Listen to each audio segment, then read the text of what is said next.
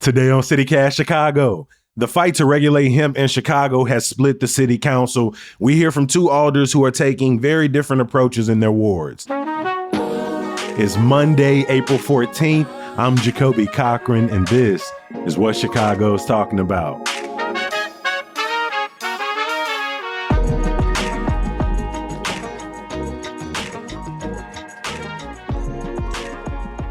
I'm here with executive producer Simone Alicea. Simone, welcome back to the mic. Hey, Jacoby. All right, first, let's recap the exact issue we're talking about here, because when we're talking about hemp regulations, we want to be very specific. Remind us what we're talking about. Right. So what we're talking about are products people may have seen, Delta 8, Delta 9. These are intoxicating products, things that will get you high that are derived from hemp, which of course is the same plant that we get cannabis, marijuana from, right? The difference is because of the way it's derived and the way it's kind of produced, it does not fall under the same legal classification that cannabis does. And this goes back to 2018, the farm bill that Congress passed. It created this like weird kind of gray area loophole where these products, these hemp-derived products, are able to proliferate. They're able to be sold in smoke shops, gas stations, corner stores, more or less completely unregulated. You know, there are issues because we don't really know like what is actually in these products. There isn't kind of oversight over the production of them. You know, there are issues around the way they're packaged and maybe marketed. Are they too accessible to, say, underage consumers? Again, an issue because it is fundamentally an intoxicating product, but it doesn't have to deal with the same regulations that cannabis does. And so you have a lot of city leaders who are like, we should maybe do something about this. It should maybe not be quite as easy to acquire as it has been, but there's a lot of difference of opinion on how we should approach it. What's interesting here is as you mentioned, the state does have hemp regulations, how it's transported, how it's farmed. People who sell these products also sell CBD products, which are also derived from hemp. But we know we also have very rigorous cannabis regulations. The state has tried to take some shots at closing this loophole, but thus far have failed. And so the city council has tried to step in some different ways. So there are four basic approaches Chicago can take here, and they can do nothing. They can outright ban these shops. They can push the state to regulate hemp more thoroughly, or they can create their own regulation or tax structure. So we tried to talk to alders on different sides of the issue. Simone, you talked to Alderman Marty Quinn in the 13th Ward on the far southwest side. What's his position? Yeah, so Quinn, along with Alderwoman Silvana Tabarez in the 23rd Ward, they successfully got the city council to ban these smoke shops in their wards, specifically the area around Midway Airport. That ban goes into effect tomorrow. And what the ordinance does is it prohibits new licenses for retail tobacco stores, and then existing stores won't be able to renew those licenses when they expire. So if a store between now and when their license runs out, for example, chooses to take these off the shelves, would they be able to go forward? It doesn't actually have to do with what's on the shelf. It has to do with the business license that the business possesses. The regulation here is around the type of store that's there, and that's these retail smoke shops. Okay. So where did the idea of all-out ban come from? I think the story of how this came together is kind of interesting, actually. This idea actually grew organically from the Garfield Ridge Neighborhood Watch. A smoke shop sort of popped up under the disguise of night, absent of collaboration with our offices. It's right on Archer. No collaboration with the Garfield Ridge Neighborhood Watch, the 8th District Police Department. So we got into talking to the landlord of the establishment, asked for a meeting, and never heard back. I then took the issue to the principals of my schools, and I made this comment on the council floor that I think I have the most CPS schools in my ward than any other ward in the entire city, and overwhelmingly had every principal sign on to a letter to support the Midway region ban. Then began to socialize this with our community organizations, our CAPS organizations, and All total, Alderman Tabares and I collected over 30 letters of support from every community organization you can imagine on the Southwest side. One question off of that, like opening a business in the ward, we know how much like sway and power and leverage our alders hold, but like, is it a requirement for a business owner or a new business owner to collaborate with the neighborhood watch, the police district, or the alder? Because it seems like they were able to get a business license at that point. They aren't breaking it, right? We know there's a loophole, but they aren't breaking any regulations. So at least from the way Alderman Quinn describes it, it almost sounds like the business like was doing something shady. I think this kind of gets at sort of the way business is done in Chicago, right? I think you're right. If you fill out all your license paperwork and you get your various approvals and you can build your business legally, that is totally fine. And of course you can do that.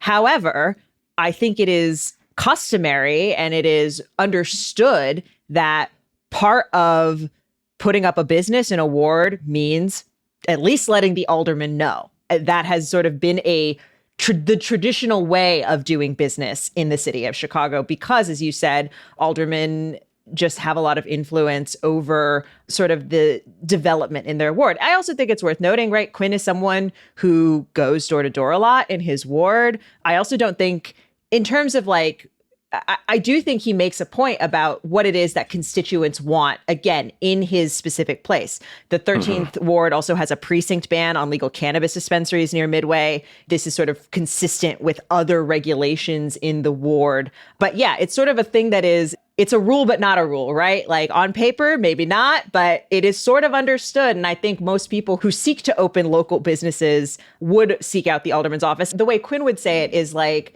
you know, if you want to develop a business in the ward, you should work with the community, right? You should, you know, be a good partner. I do want to understand, why does Quinn want to ban the business entirely? And like, there are already bans on legal cannabis. There are already bans on, and so that part feels in line with like the Delta 8, Delta 9 products. But I imagine there are also gas stations that sell like tobacco products in the neighborhood. So like, why ban the entire business? You're not going to be able to ban gas stations as a business, right? The city has certain mechanisms that it can take, right? Because the city can regulate what kinds of businesses can open where, right? That is a thing that is normal in the city. But you're not going to be like, no, there could be no gas stations in my ward because... Right, no corner stores. Yeah, that would be a big problem. But you can target these sort of smoke shops. And I think we have seen, Jacoby, like these smoke shops have popped up a lot more in the past 5-8 years or so. For sure.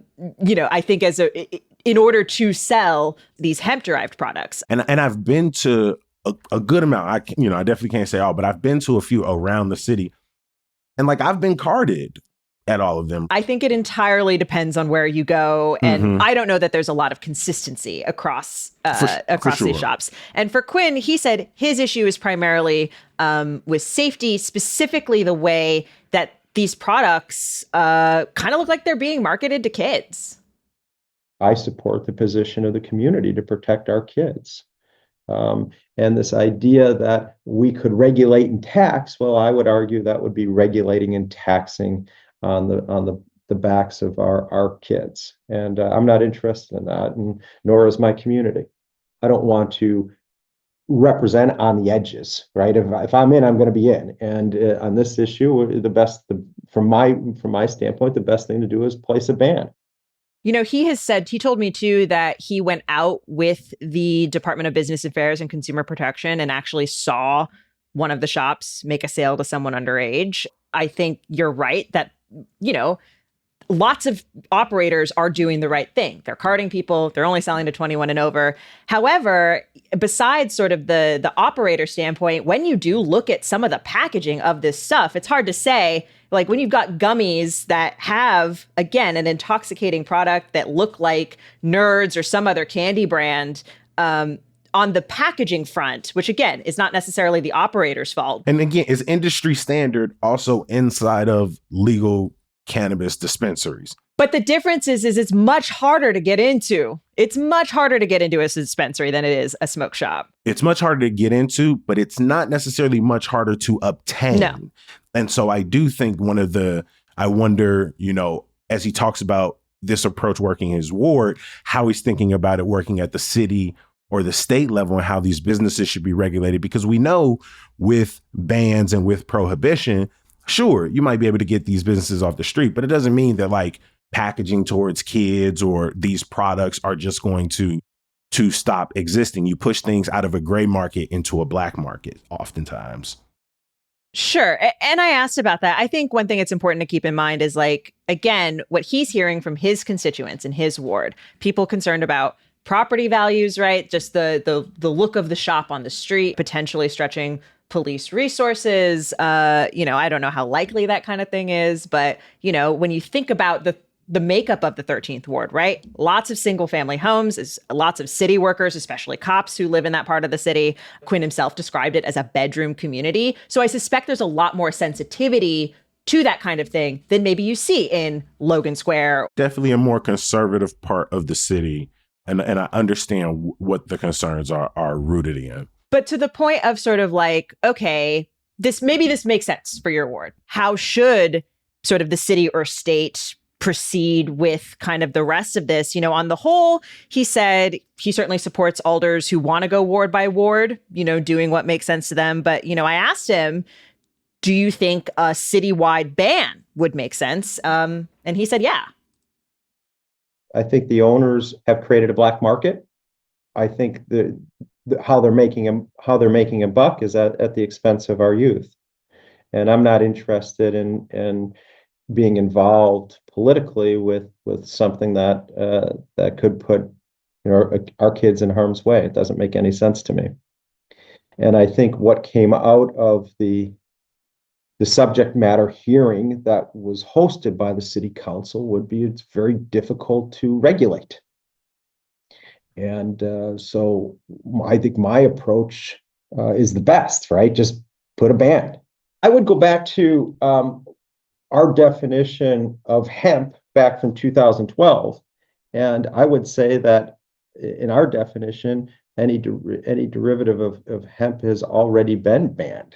We as a city haven't done enough to enforce what's already on our books. The law he's referring to there is a law passed in 2012 that was mostly in response to synthetic marijuana, but the way it's written is really broad. It includes, quote, any other non-prescription substance that has a chemical structure and or pharmaceutical effects substantially similar to the active ingredient of marijuana or THC. And so, to his point, I think it's hard to see how Delta 8 and some of these other products don't fit into that as it's written. But I suspect that's more perhaps an issue of oversight on the city's part, not necessarily predicting what would happen back then. Because there is sort of a lack of regulation at the state level at this point, he sort of thinks like, hey, the city should kind of enforce what it already has. Like, what the city can do is say, let's not deal with this. Let's ban this, right? And other suburbs have taken that approach around Chicago as well. I think the issue is he thinks it'll probably be too difficult for the city to impose that kind of regulatory framework. And he doesn't believe that it'll plug budget gaps in the way that, some folks are hoping. And so he sort of thinks that, like, barring overarching regulation, that a ban is sort of the easiest way for the city to address underlying safety issues. It's a blunt instrument, but it's something that the city could kind of easily enact tomorrow if they wanted.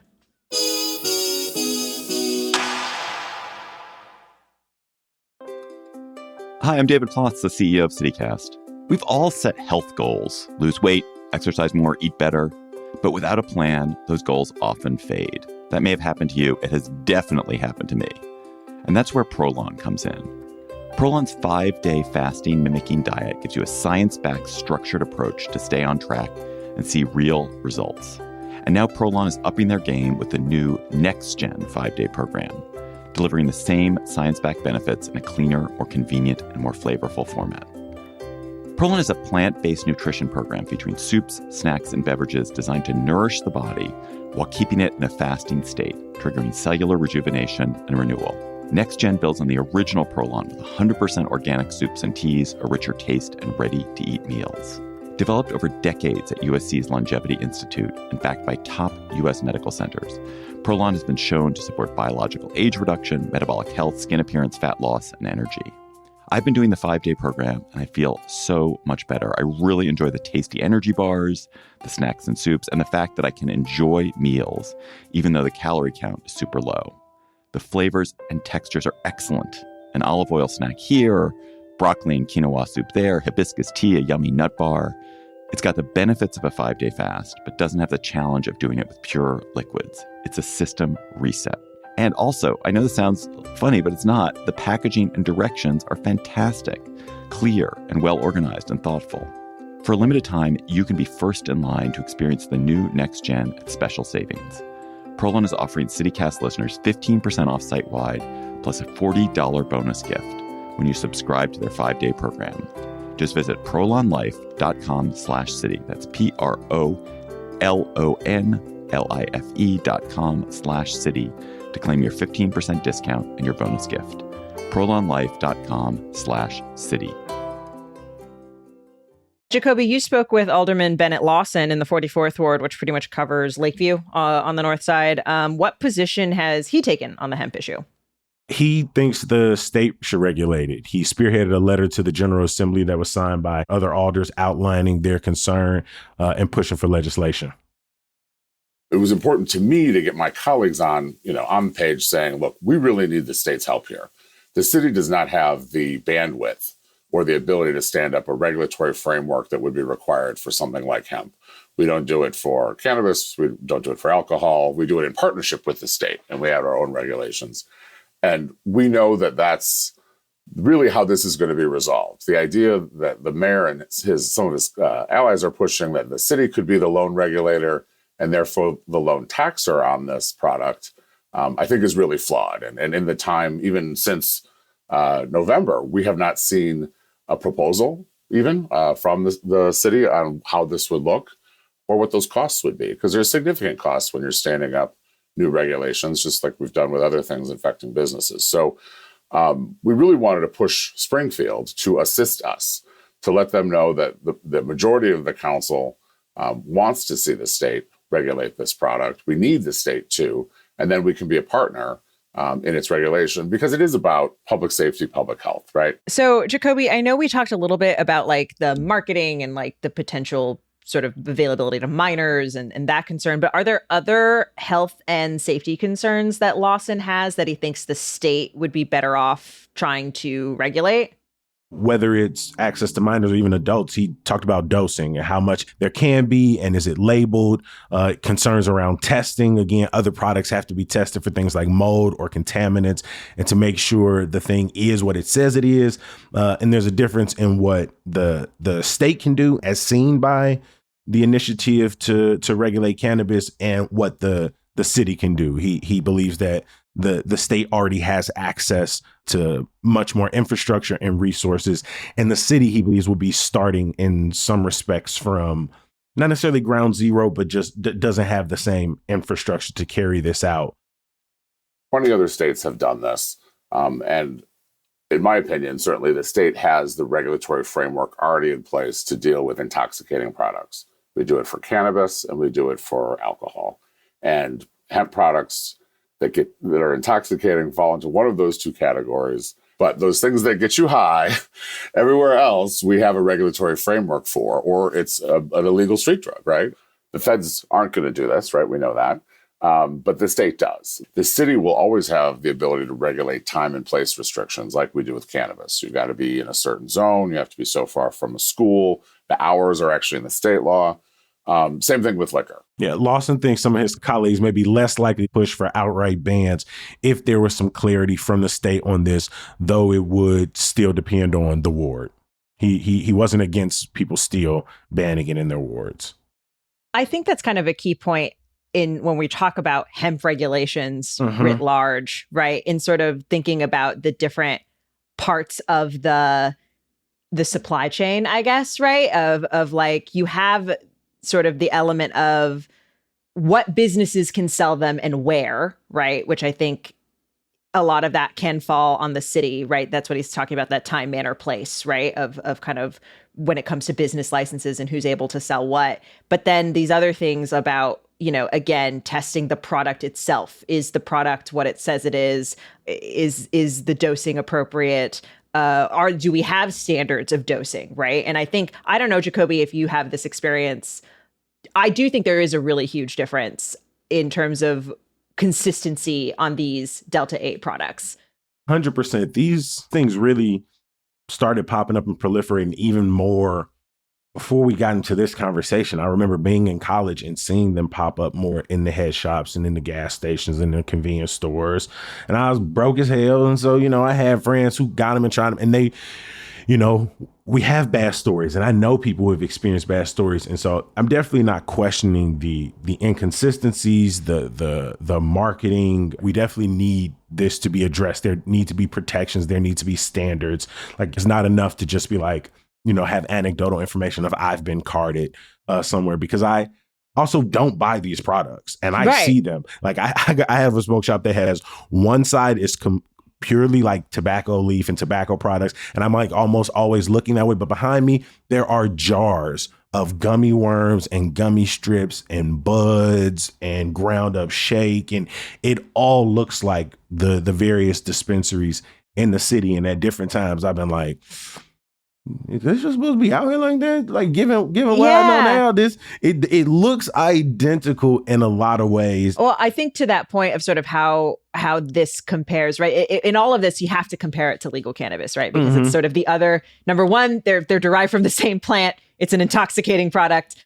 Same packaging. They both say THC or CBD, different levels, but like they are similar in nature. That's exactly just the truth of it. So, Jacoby, did Lawson say anything about how he thinks, statewide regulation of these hemp products would fit in with the existing legal cannabis business and framework? He has dispensaries in his ward. He has taken money from cannabis industry in his ward. We know legal cannabis has been lobbying for stricter regulations of hemp, right? And I think Lawson's biggest hope would be able to maybe address some of the issues we've had with legal cannabis while regulating these businesses at the same time, seeing more testing, seeing age restrictions, seeing things on where they can pop up, how many can pop up in a given neighborhood. We have two products that do essentially the same thing. One is very heavily regulated and one is totally unregulated. I think there's some place in the middle to meet on that, right? Everyone thinks we should have hemp regulations, intoxicating hemp regulations of some kind. And I think most people, and I'll tell you, a lot of people in the cannabis industry are struggling, especially the social equity applicants, because Springfield has been so over-regulating and highly taxed. I appreciate that these are small businesses, that it's an emerging industry. I'm a big small business guy, especially given the neighborhood I represent. And that's a fear I have here, too. You have good actors who are doing the right things, that have responsible selling, that over 21. And then you have others that aren't. That's, gas station candy to kids, right? That's an extreme case. But responsible operators want some type of regulation. And I don't blame them for not wanting it to be as heavy as what we regulate cannabis, right? Again, I think there's a happy medium there. Nobody wants to put anyone out of business. But we have to be sensitive to what the product is and how it can be made safe for everybody. Well, or for those users, maybe not everybody. Listeners might remember we talked about a bill in Springfield that was introduced and then kind of put on the back burner earlier this year in some respects, because Mayor Brandon Johnson really wanted some more time to see how the city could get in on this, right? We're always looking for revenue. And he was like, maybe this is something we should control and we should tax. And that bill, I think one of the reasons it got pushed back, and I think why some alders have said that state regulation may not serve the city well, is because the bill would have limited the sale of Delta 8 products to licensed dispensaries. In a lot of ways, new legislation would also impose age limits, testing standards, and packaging requirements. Though cannabis lobbyists say the barrier to entry is still too low compared to theirs, which again is why a lot of small businesses have pushed back. They say the barrier of entry is too high, and the cannabis industry is very limiting. And so they have been able to find success in this one. It's safe to say lots of money from both industries are making its way through Springfield. The session is slated to end in May. And right now, I'm not sure if they will pick that It flew through the Senate during regular 2024 session in May by a vote of 54-1. But again, I think given that some alders want to see the city take a stronger take, and a lot of small business owners have popped up, and this is sold in a lot of places, they have come out and said that the framework that the state has set up would essentially put them kind of out of business. The last course of action here is for the city to create its own taxing and regulatory framework. The main proponent of this in the city council is 6th Ward Alderman William Hall, who represents parts of Greater Grand Crossing and Chatham on the south side. He is an ally to the mayor. I repeatedly reached out to Hall's office for an interview via email and phone, got to talk to some of his staff, but he did not get back to us or send us a statement. But let's get into this. What do we know about how the city might approach regulation? The short answer is not much. So what we know kind of stems from this city council hearing back in January. There was this like 3-hour-long hearing about all things hemp.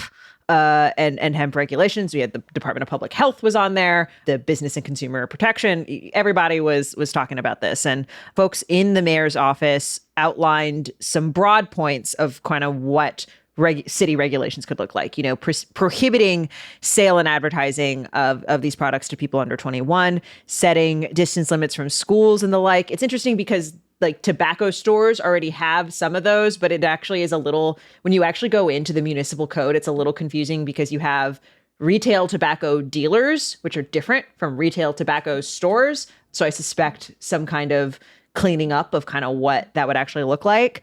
And then the vaguest part, which I think is kind of the important part, is some kind of product testing, labeling requirements, maximum content limits.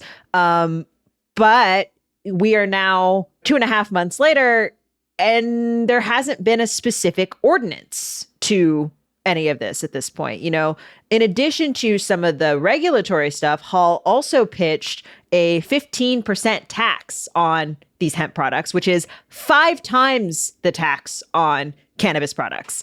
And his point was like, this could be an opportunity for new revenue. And he's head of the revenue committee. So it is his job to be looking for this. And he, of all of these alders, had the most, from at least, when they presented this, the most business owners, small business owners sort of standing beside him saying that they also support some of these proposals. Again, we haven't seen any of this filed away and brought to the floor officially. And I think what's interesting is, him and Lawson are obviously much closer together, but Lawson's critique when I talked to him of Hall's plan is that there isn't one, essentially, that, like you said, we don't have it written down. And at least the state has gotten House Bill 4293 through parts of its chambers.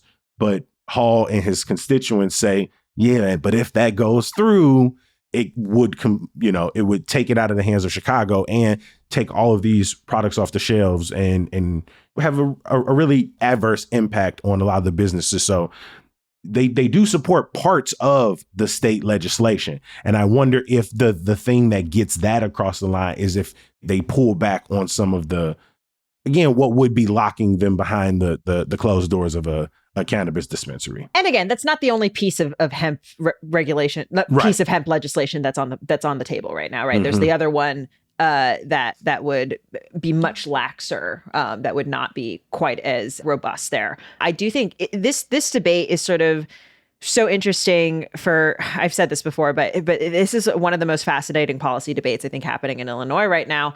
And I don't think it would be quite so fraught if Illinois' legal cannabis rollout hadn't been so restricted.